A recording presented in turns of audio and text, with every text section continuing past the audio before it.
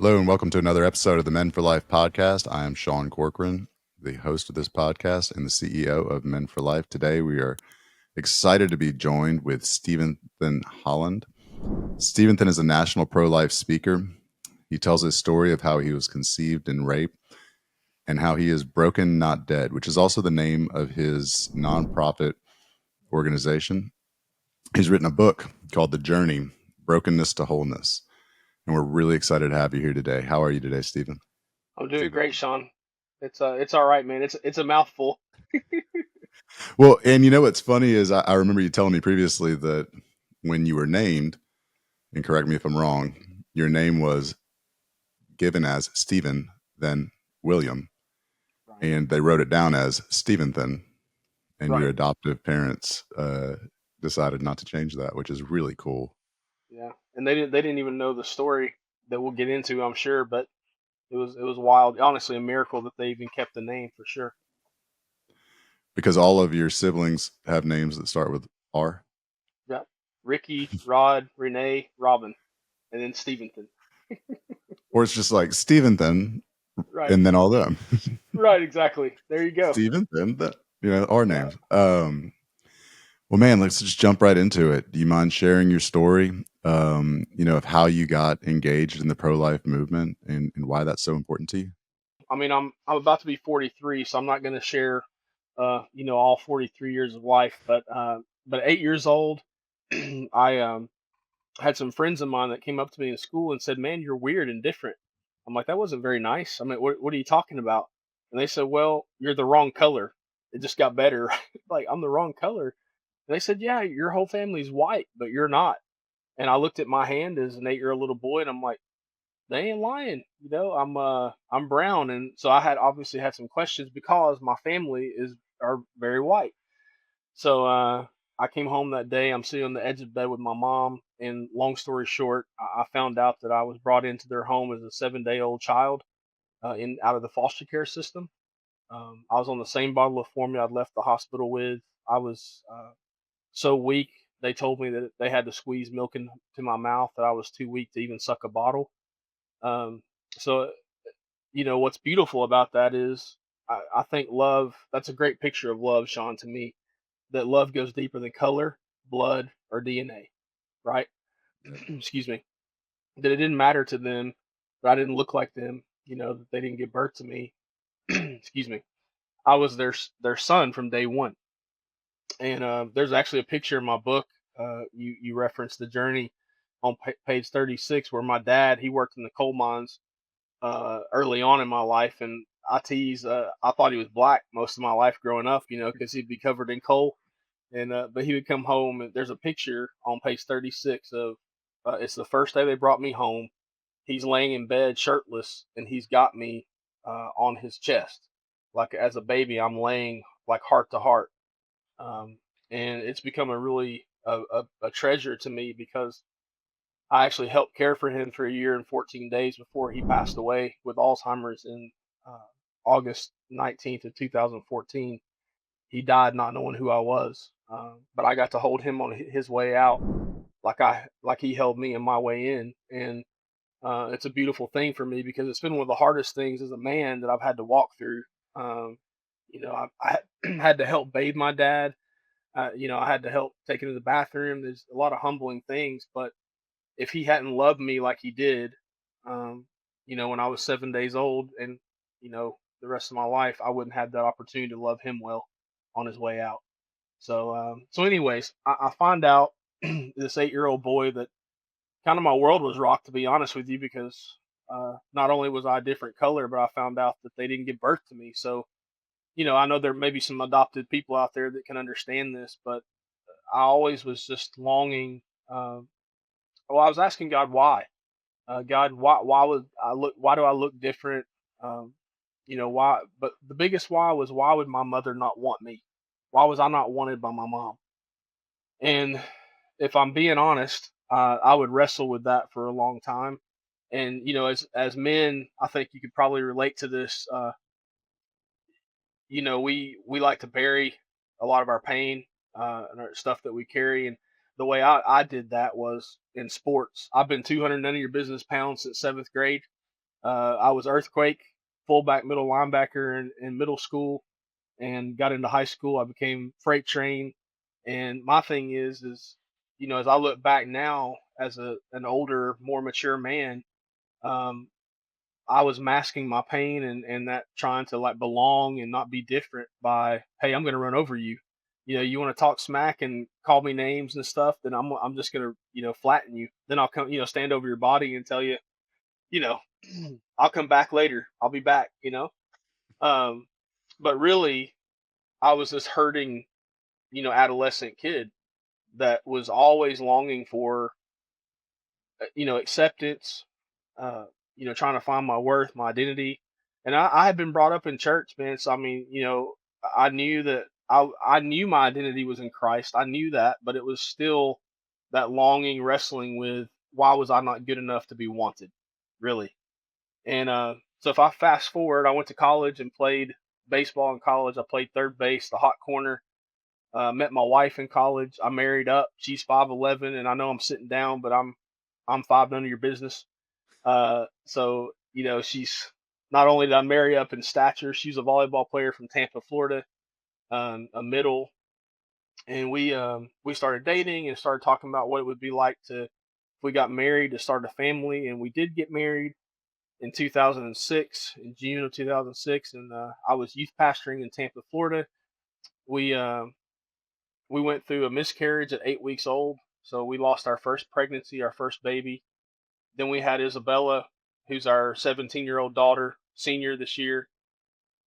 Then our third pregnancy in 2000, around 2009, maybe eight, we lost a 10-week-old. And if you're a dad, maybe listen to this, like you get this, but when you become a dad, like you're married and it's wife, but then you become a dad and it's like our job is to protect, right? To Right. protect our family, protect our kids. And we lost this 8 week old, and she was home alone when she had that miscarriage. Actually, I was at church. It was on a Sunday morning, so I come home and I'm having to wrestle through. Well, not wrestle, but yeah, we are wrestling with pain.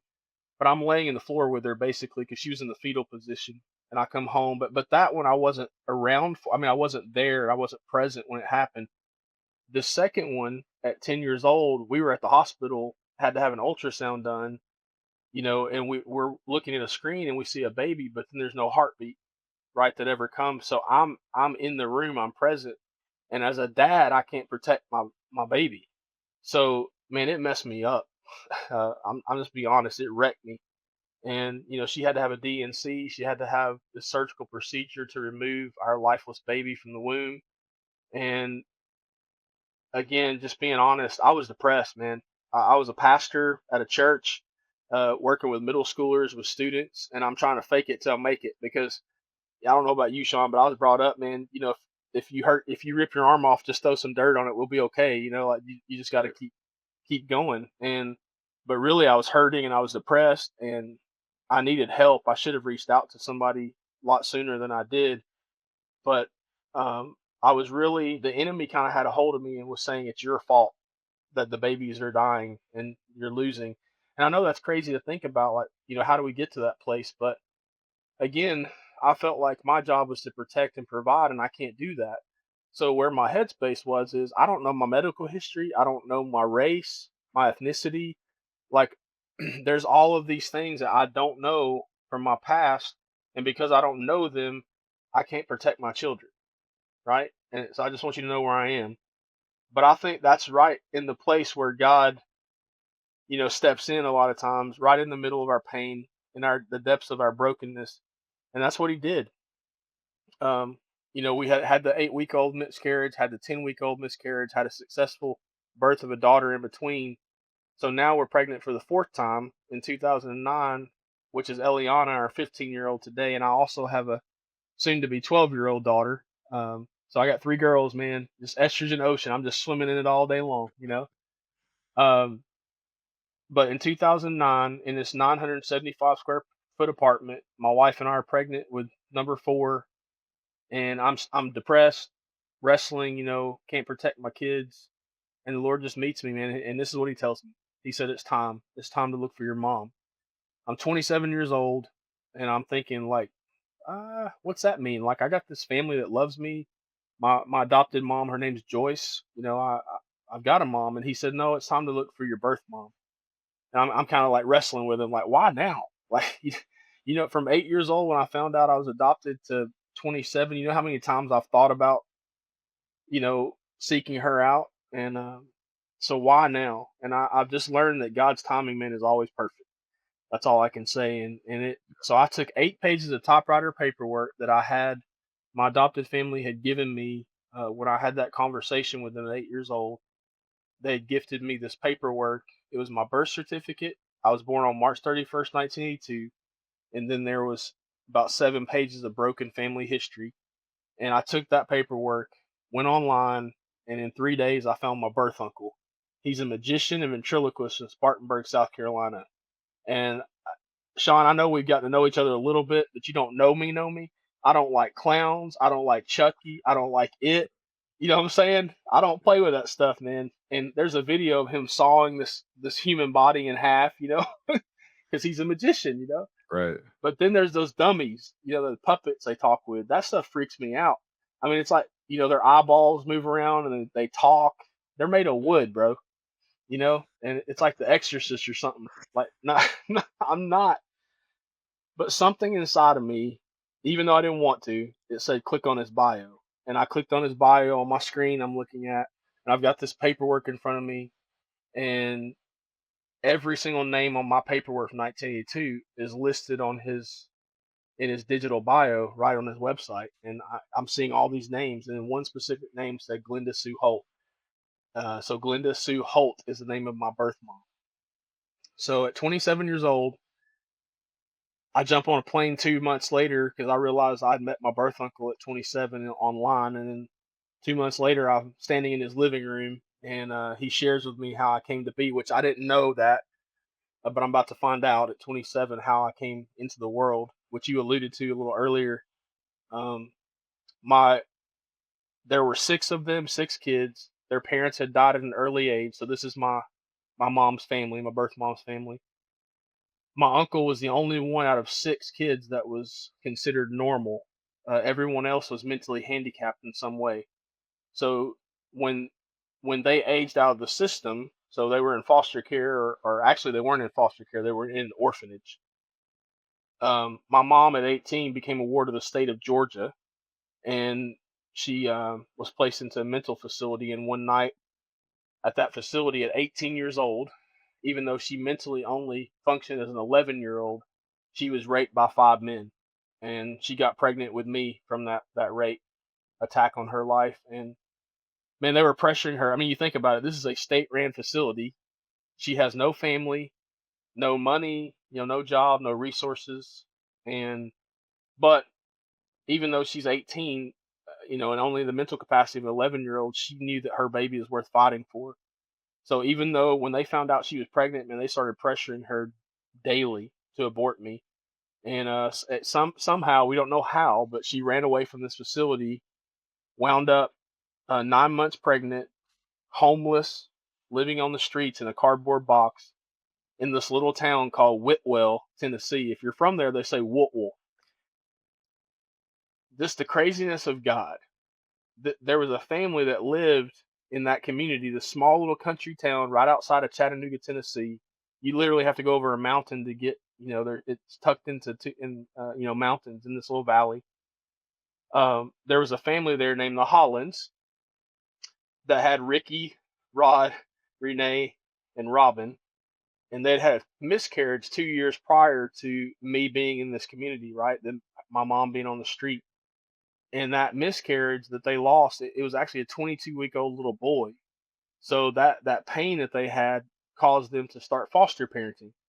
So long story short, this 16-year-old boy was skipping school one day and found my mom living in this box behind the store, pregnant with me, 9 months. Uh, I was not 9 months; she was 9 months pregnant. He takes her home to his family, which this is crazy to me. A 16-year-old young man walks into his parents' house and says, "Hey, look what I found. Can we keep her?" Hmm. Like, this is an 18-year-old 9-month pregnant woman. I know what if my son, which I don't have a son, but if they walked in and said, "Hey, here's this 18-year-old pregnant woman. I'm like, what'd you do? You know? And Right. he's like, no, no, no. I found her in a box behind this store. Can we keep her?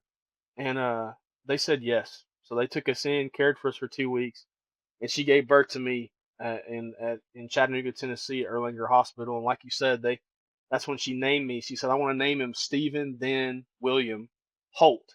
And whoever recorded it that day, if you see my name on the screen there, it's Steventhen.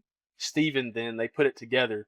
And whoever put it on the birth certificate, that's the legal name. And like you said, my family, that family, the Hollands, I had been dropped off at Human Services at 7 days after that, after my birth, on the same bottle of formula I left the hospital with.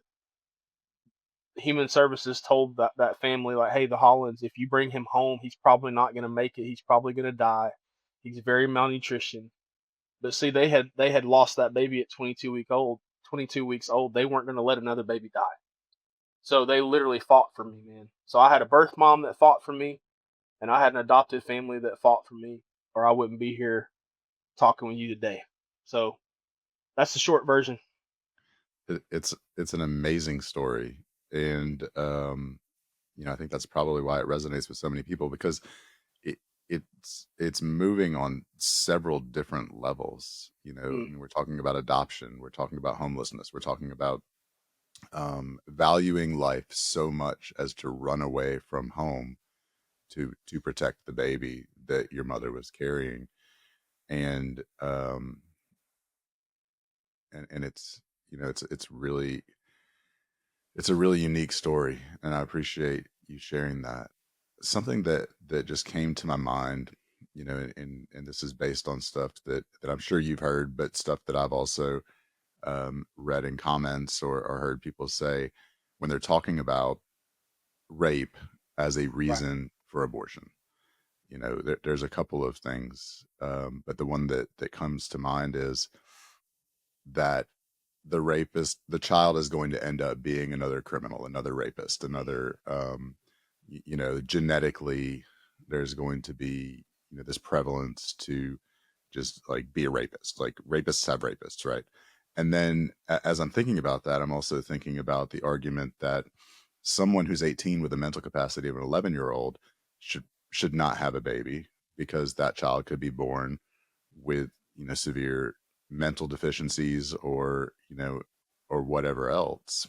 And Right. so looking at that from two different angles and knowing as well as I do, um that you're not a rapist, you're not a felon, you're incredibly bright, and so you kind of stand up in the face of all of that argument as the reason that it's false.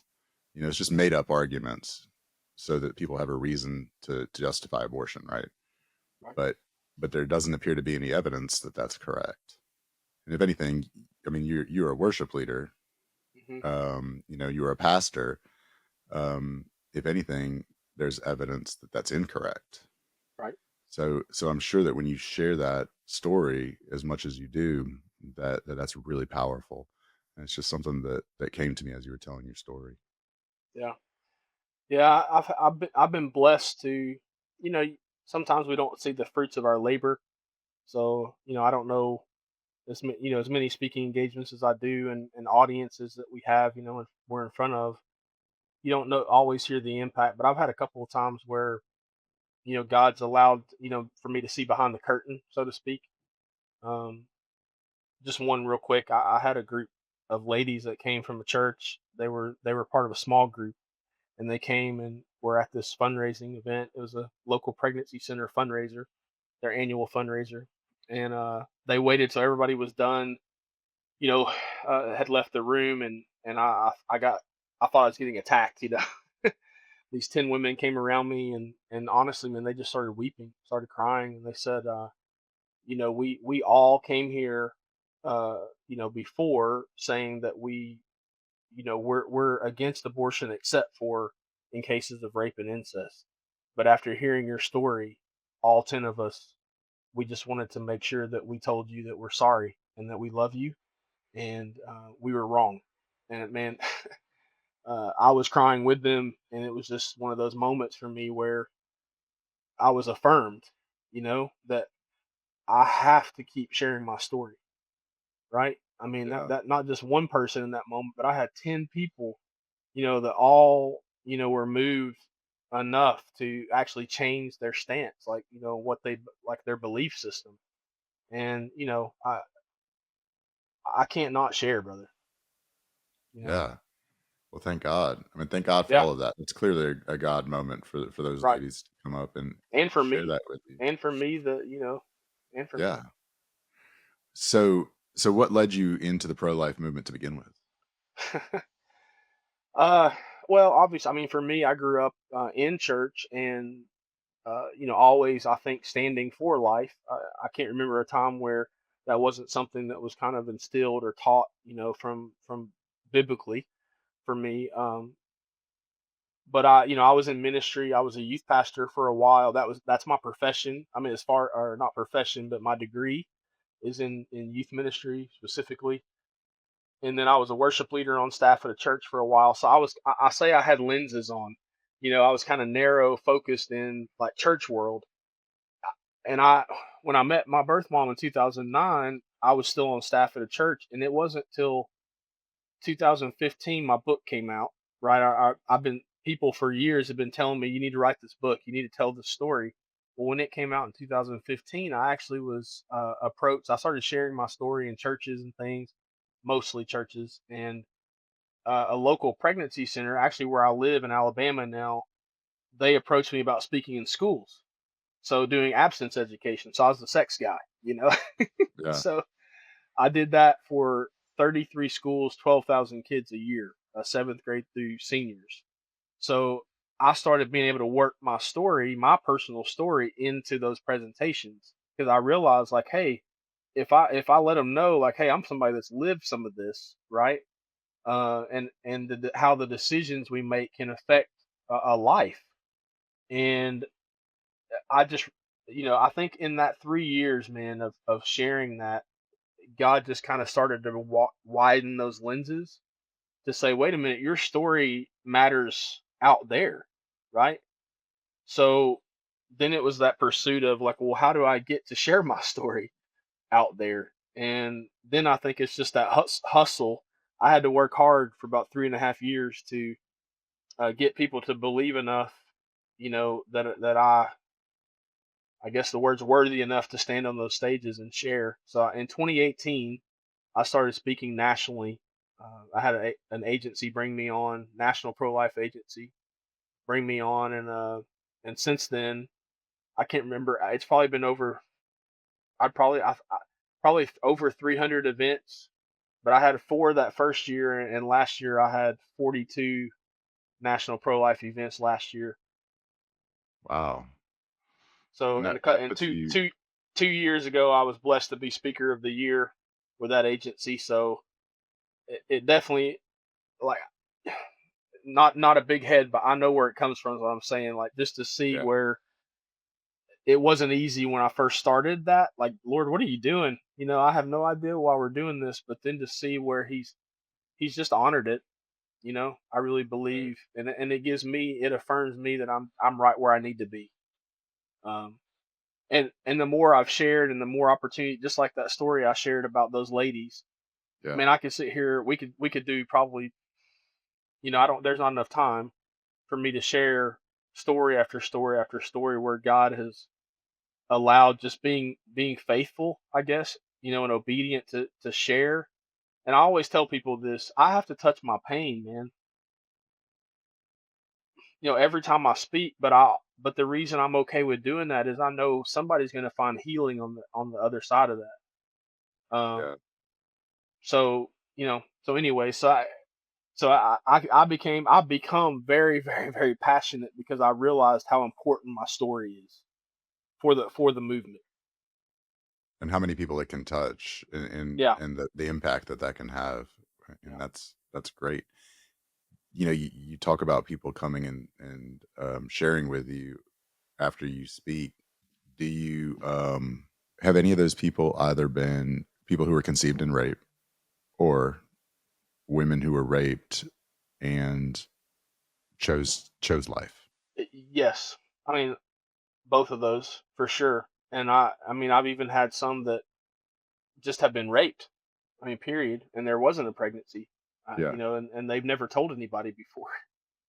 You know, I'm And the first do you person get they that told. from each of those 3 groups? You know, "Hey, you're the only Yeah. Oh person I've yeah. ever told this to." Yeah. Um, Yeah.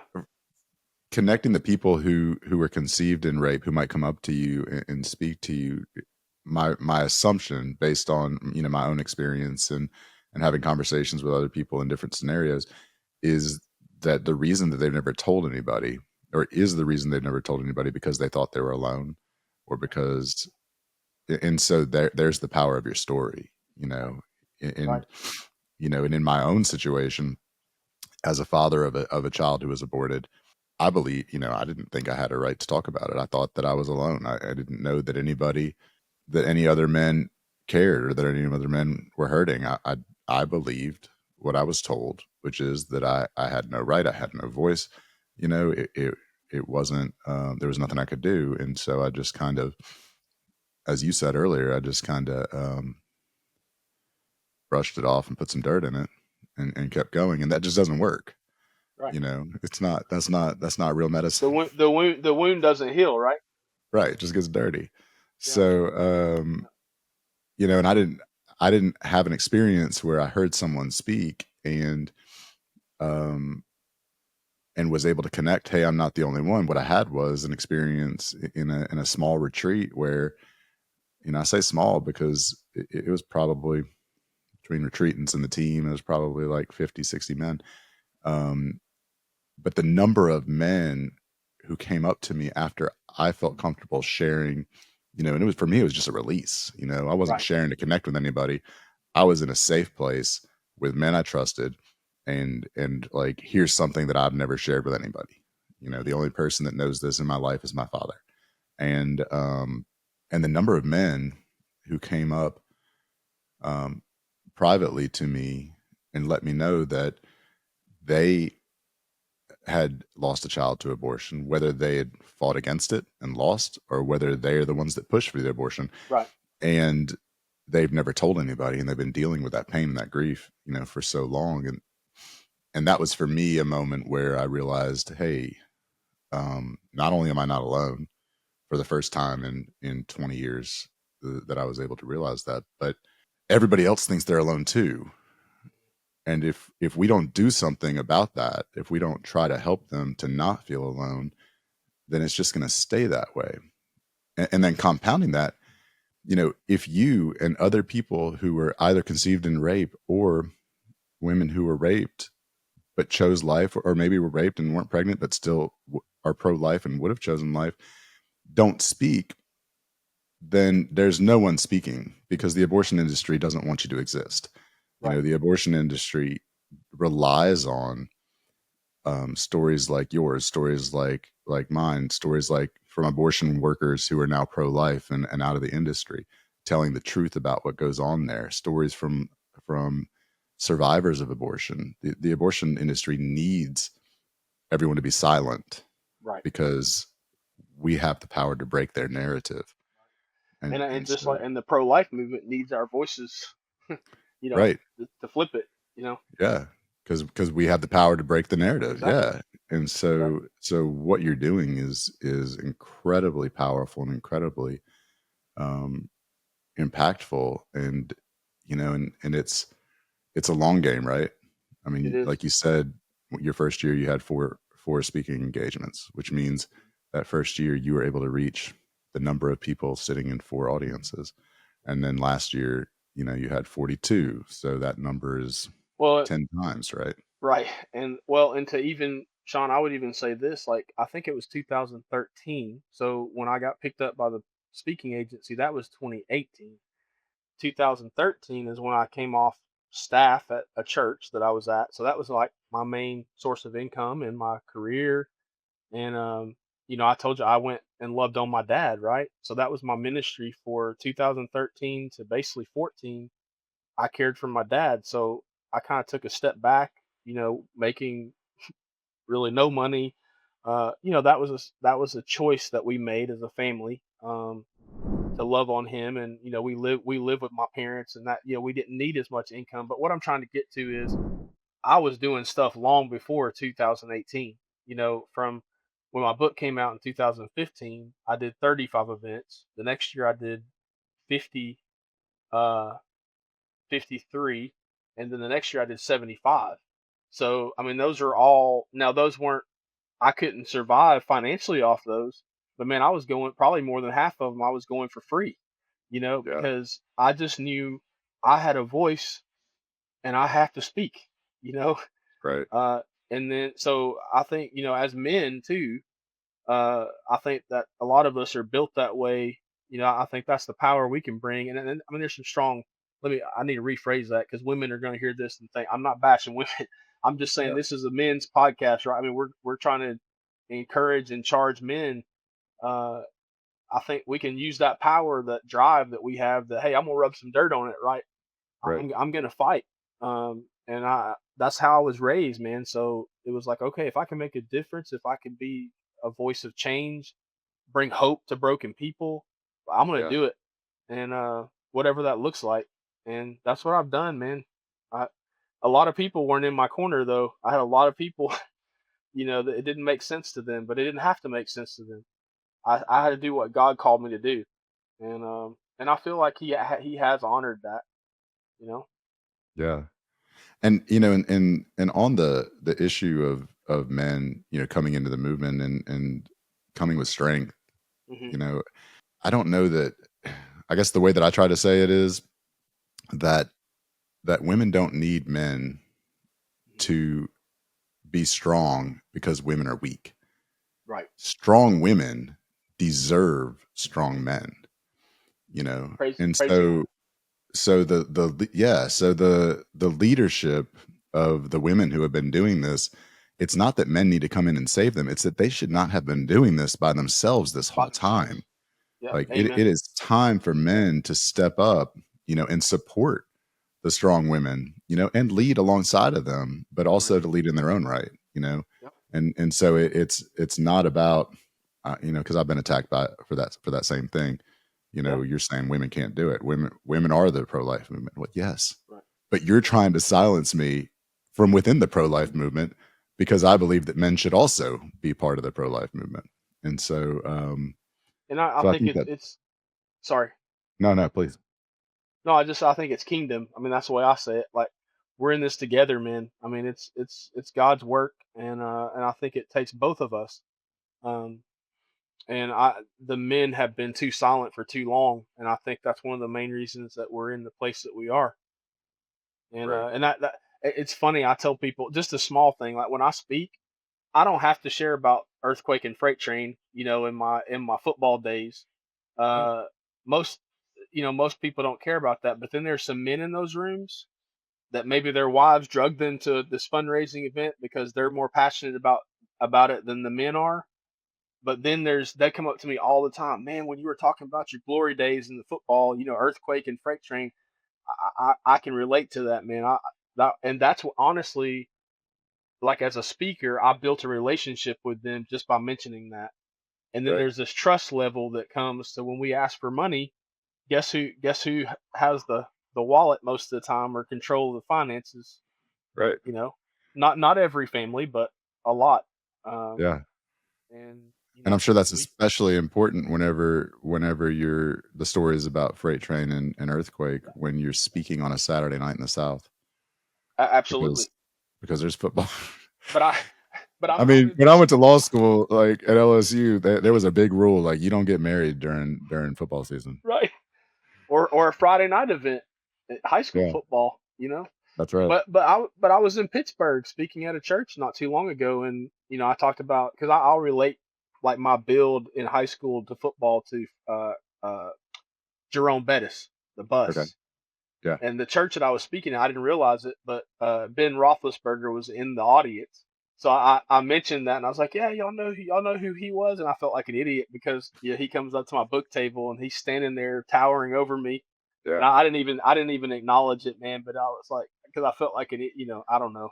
I should have given him a big bear hug, and be like, "Oh Ben, what's up?" Yeah. But no, I definitely think, just I, I didn't realize. I think I don't know. We have blinders on. I mean, like I said before, I think we just get narrow.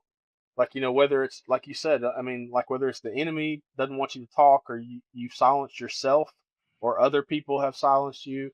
But our voice matters. Our stories matter, and just as men, I mean, we matter. I mean, as a dad, as husbands, but especially in this movement, like our voice does matter. We do Right. have a voice in this, and that's what I get attacked on a lot, from the other side. Not so much within the movement, but you have no right talking about a woman's issue. And I'm like, well, Right. if it wasn't for the my hero in my life, which is a woman, Yeah. I wouldn't be here today. And I think my voice does matter. You know, Yeah. But I my mean, conception didn't devalue me. You that's know, right. And that's a really powerful statement. My conception did not devalue me. yeah, You mentioned earlier though that one of the things that kind of drove you in this direction overall, which is to find out your mom and stuff, is that you felt like you were unable to protect your children, and that's an inherently yeah, masculine trait.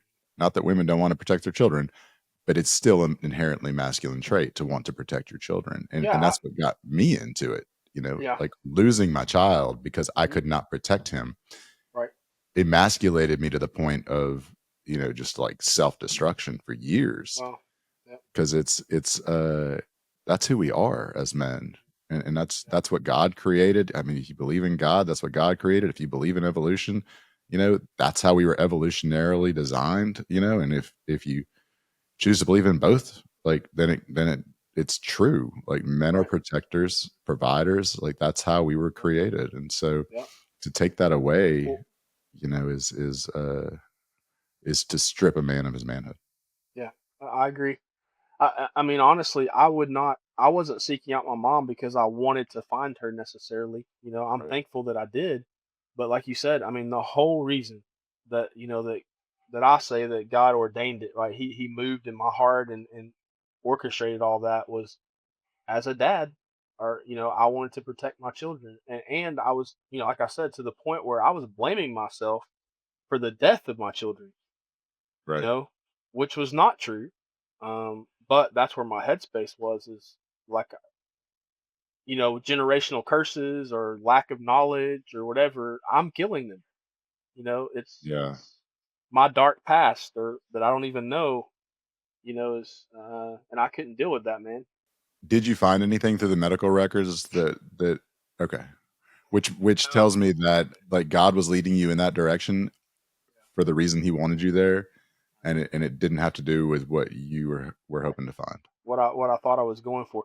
And so there's a video of when I meet my birth mom for the first time. It's on. We put it on YouTube, so if anybody wants to go watch it, you can. It's out there. I But made the mistake of watching it twice before we recorded, and like right before I jumped on camera, I was like in the bathroom putting Clear Eyes in my eyes. it's. I was gonna say, if you're gonna go watch it, make sure you have tissues. Absolutely. Yeah. Because I tease when I speak, man. Even the men in the room, most of y'all gonna be crying. They're like, "Oh yeah, whatever," and then they're like, "Bro, you had me bawling." Um, and it's not me. It's just, Right. I mean, she's a hero. I mean, even though she's only 11 years old, like she inherently knew that as a mom, my baby, I'm gonna fight for this child. And Right. it's a miracle. I mean, it truly is. I don't say that's just because it's me. I mean, it is a miracle. I believe she didn't have one day of prenatal care. I'd like to say, I don't know, but I'd like to say that maybe God put people in her life just to say that you can do it. But we don't know that. As far as we know, she was alone. So I think as even an 11-year-old, mental capacity knew that I was worth fighting for. Yeah. Um, but yeah, brother, it's yeah, it's just it amazes me. I like that you called her a hero. Um, that's how I refer to Henry's mom. Henry is my one of my 6-year-old boys. And his mom showed up at the hospital with no prenatal care, on drugs, knew she couldn't Mhm. take care of a baby, and said, I don't want to meet him because she didn't want to make that connection that she Right. might not be able to make the right decision. find him a good family. And so, I mean, I think that's one of the most courageous things you can do, is the most selfless thing for sure, and I don't shy away from my opinion that abortion is the most selfish act that someone could possibly do. Regardless of motivations, regardless of external forces, regardless of the Right. story, regardless of any of it, at the end of the day, it is an act which is considering self only. It is a Yeah. selfish act. And so on the other side of that, having a child that you can't take care of, carrying a child to term when you can't take care of them is a selfless. I mean, it's the most selfless act I think that someone can It's do. And heroic. for I think I think Henry's mom was somewhere in her mid to late 20s. Um, so for your mom to do that at such a young age with no help, and I mean, to be living in a box, and to be living in a Right. box because she didn't want her baby to die. Like that is just amazing. And thank God, you know, like thank God she did that. Thank God that the Hollands, and just to clarify the part of your story, it was it was the Hollands' son who was a 16-year-old boy. No, Okay. no. He was. I mean, you could call him random. Yeah. His name was Bobby. Okay. He was with another family, but Okay. he brought us, like, he took us to his family and they took care of us, and they were very poverty stricken. They didn't have a lot, so uh, Yeah. they actually stole me from the hospital to keep. They were going to remove me from my birth mom in the hospital because obviously they realized her lack of mental capacity. Yeah. But they wanted her. She wanted me, that she wanted to keep me, so they took her. They snuck us out to get us home, and then that man, he's a hero too. I mean, he's 16 years old, no driver's license, and he waits for his parents to leave home, and then he drives us with no driver's license to human services and drops us off. And Wow. then that's when I went into the Holland family as a foster child. Okay. But for my book, I interviewed him. He's passed away now, but I interviewed him for the book, and he was, I think, 55, and he said, I mean, he was just weeping. I'm crying, and I think real men cry, by the way, in my opinion. Um, he was just weeping, and what he told me was, is he's like, I never knew if I made the right decision or not, because we drove you down there, dropped you off. I didn't know what was going to happen to you, but he's like, I watched you grow up, because he was in the same community I grew up in. He's like, I watched you grow up from a distance. He never approached me, never Yeah. talked to me. So he But knew. He knew it was you. he didn't know what had happened. I don't believe he never said that he knew what happened to my birth mom, Yeah. but he knew it was me. Yes, he knew Okay. I was the child, and so he knew what family I came into and all that. But he never approached me. He just watched me grow up, Wow. sounded like a silent protector. And Yeah. but he's like, man, I was your first dad. Basically, I powdered your butt, changed your diapers. He's like, I had no clue what I was doing, but Yeah. I just knew I had to do something. So honestly, man, if he wouldn't have done what he did at 16 years old, you know, he didn't do it maybe the right way. No driver's license and skipping school. I mean, he was a troublemaker. Yeah. But when it mattered, he cared, That's and right. he took action. Yeah, I always say Sir Edmund Burke says the only thing necessary for evil to triumph is for good men to do nothing. Right. So he did something. It's just, man, it's just like I miracle know. after miracle, because for a 16-year-old boy whose family is going to be receptive to the idea of bringing home a pregnant woman, Off the street. homeless woman, yeah, a pregnant homeless woman, and so this 16-year-old boy just happens to be walking by the box where your mom is living, and then they say yes, and then yeah, I mean, it's just all crazy, like, Yeah. and I think that's why it's so important that you share, because you can connect with people on so many I different levels. I didn't know how important my story was, man. I mean, I truly, I truly believe that we all have a story to share, and Yeah. too many of us stay silent. But it's a whole nother level Yeah. of that belief for me, and honestly, that's why Broken Not Dead Ministries exist. I'm not trying to plug that by any means, but Yeah. that's why it exists. I mean, you know, I'm a I love encouraging other people. Man, you got to share your story because you matter. Your Yeah. story matters to somebody, and so not just pro life, right? That message, but I have foster kids and adopted kids and parents that have adopted children or have foster children, and they're crying and just like, hey, like what you were talking about, your struggles. Where is that child? Our kid's going through right now. How do I? I'm like, you love them, you point them to Christ. I mean, that's your job. You know what I'm saying? The Yeah. rest, well, they got to walk that road. You know, but if you need me, I'm here. I've met kids that I've met them. I've gone out of my way, stayed an extra day, gone in early, met with kids. I just did an event Saturday night. It was they provide music lessons for free to foster children, or they gift them with instruments. So it's like that's their whole thing. It's kids that are interested in music, and music can save them. And there's Yeah. I'm gonna lose it, man. This 11-year-old little girl, she's got a gift from the Lord. She sang 6 songs, played guitar, a Les Paul, played keys, and she's a songwriter. Her and her brother have a little band called I'm gonna mess up her name. It's like Asia and the Tiger, because his name's Tiger and her name's Asia. Yeah. And but she sings, and I'm crying, man, back in the room, and I go up and I start singing a song I wrote called "Broken Not Dead," and it's got like a rap in the verses and the chorus, but it says, I'm broken, not dead. I had her come up, and it just kind of happened. Hey, Yeah. come sing this song, and the bridge breaks down. It says, I got purpose, and I am worth it. And I just turned at her and I said, you got purpose, and you are worth it. And she sings back to me, I got purpose, and I am worth it. Her mom, man, chose drugs over her, and she's Yeah. being raised by her grandmother. And it's just like stuff like that, man. You never know. Just being faithful to share, you know, Right. and how we can turn, once like our pain into purpose. Or I love it, man. My wounds have become a weapon. I mean, like when you make a sword, it's got to be beat on and put through the fire, But then That's all of a right. sudden it comes out with this weapon.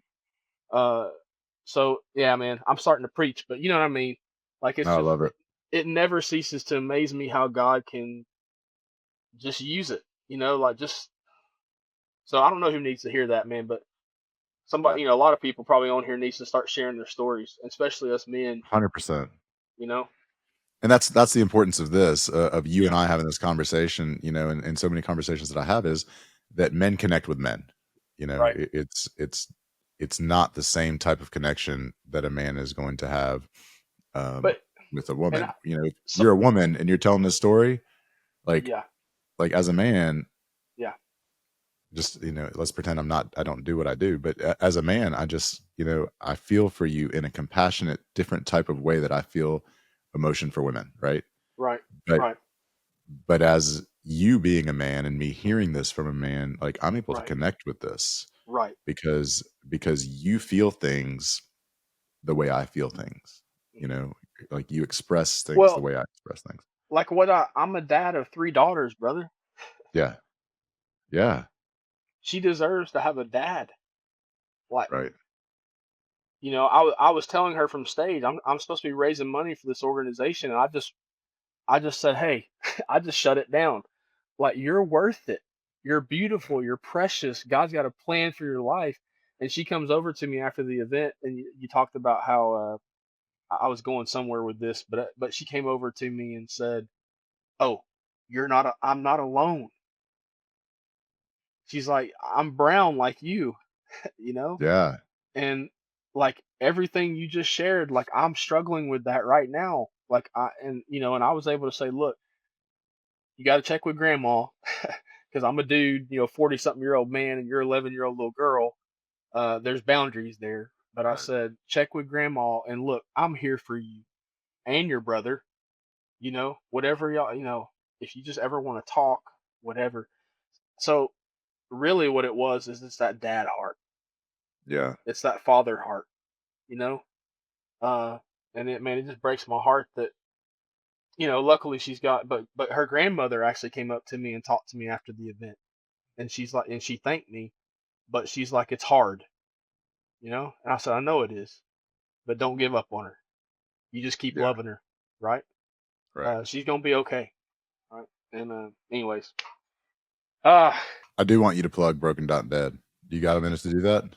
I think it's an yeah, important part of what you're doing. yeah, I can do it So quickly. okay. Yeah, I mean, anybody that knows me, if you spend enough time with me, I don't like talking about myself, to be honest with you. But I realize the reason I do is because I know I've recognized that my story matters, and I've Right. got to share about Steventhen. But my real heart is lifting other people, and giving the other voices a platform. So we launched Broken Not Dead in 2018. When we first started, it was me, my wife, and my kids. We traveled the country in an RV for a little while. We'd go stay in mission housing, like wherever we could find. And I tell people we lived off $11,000 that one year. My whole family's like, y'all are crazy. What are you doing? But God's just been faithful, and so what it became was God quickly showed me that this isn't just a you ministry. This is an us ministry. So Sean, you got a broken not dead story, brother. I know you got a broken not dead story because we've talked. But there's a lot of us, all of us, if you really think about it, God's brought you through something, right? Right. And a lot of people, like we've said on here already, like, oh well, nobody cares about my story or it doesn't really matter. Well, yeah, it does. Like, somebody out there has walked your same path, right? So far we've been able to film 38 broken not dead stories is what we call them. We have a YouTube channel, Broken Not Dead Ministries, which those are all there. I mean, it's free to watch. It's kind of like a docu series, I guess. It wasn't intended to necessarily be that, but we started kind of a talking head, very inexpensive studio shots, and now we've kind of led up to mini documentaries, which obviously comes with more expense. So we haven't been putting out quite as much as we were before. We were doing like 20 stories a year. Now it really just depends on how much, if we can raise the funds or not.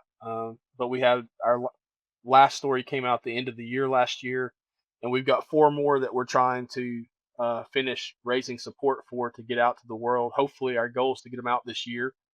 Um, so like brokennotdead.com, you can go on and kind of learn more about that if that's something you're interested in learning more about and how you can support it. Is that what that's where Uh, people can go to donate? yeah, there's a donate button on there, and there's actually a section that says if you click on Broken Not Dead Stories, there's a tab underneath that says Yet to Be Told, and those are the stories we're trying to get done yet and Okay. are trying to get done. And it has a learn more. You click on that, it kind of shares, what the story is about, what the budget is. It breaks it down where the money's going to go, what you're investing in. It has a donate button on there where you can give, and then lastly, quickly, we do Broken Not Dead retreats as well. So we do those for men, women, students, and foster families. So Okay. and those are you can contact us and do a request like, hey, I want to participate, or as a group, right? It could be a men's group or women's group or church groups. Obviously students like youth ministries, student ministries, or children's homes, like whatever. And then of course foster families, and we kind of tailor those retreats to fit the need. But there's kind of a baseline curriculum because we want to Yeah. walk people through. Hey, you come in here broken, but that's not the end of your story, right? Right. So hopefully by the time you leave that retreat, there's restoration, there's hope. You walk away with a little bit more healing than you came in with, and so that's the goal. That's amazing. Yeah, That's a really good place to and spend all time that, and effort. all that kind of came out of that's what God's done for me, man. Yeah. And so I guess whether I want to be or not, I'm the driving force behind it. But and I need more people to get involved for sure. But I do a lot of it on my own as I can, not by choice, but just because nobody's going to do it for me. So Right. you know, Well, maybe somebody that's listening or watching this is going to be that person that says, yeah, "Man, I want to help this," absolutely. and go do that. Well, I think it's all about building relationships, and like you said, we're not alone. Somebody Right. somebody needs to be involved. So, All right, Steventhan, where else can people find you? How else can people support you? well, here's the beautiful thing: I'm the only Steventhan in the world. So I own .com, .net, .org. So, I like it. but Steventhen.com is my website. So there's a lot of stuff obviously on there. But my main platforms that I'm on as far as social is Instagram and Facebook. Uh, Okay. and then of course YouTube. I have some content out there, like live action that both of us are have a Yeah. relationship with. They did a beautiful mini documentary on my story, as well as the 700 Club did a little documentary, and I think Relatable with Ali Best Stuckey. I was on that last year, which he has a great platform as well. So you Google Stevenson, you don't even have to know my last name, and you'll find some stuff. And I just want to make sure that our listeners are aware, if anybody is Yeah. looking for a fundraising event, that many people whom you have served have let you know that you've raised more money for their organization through speaking than they've ever raised before. So I think that's really important. Yeah, it's beautiful.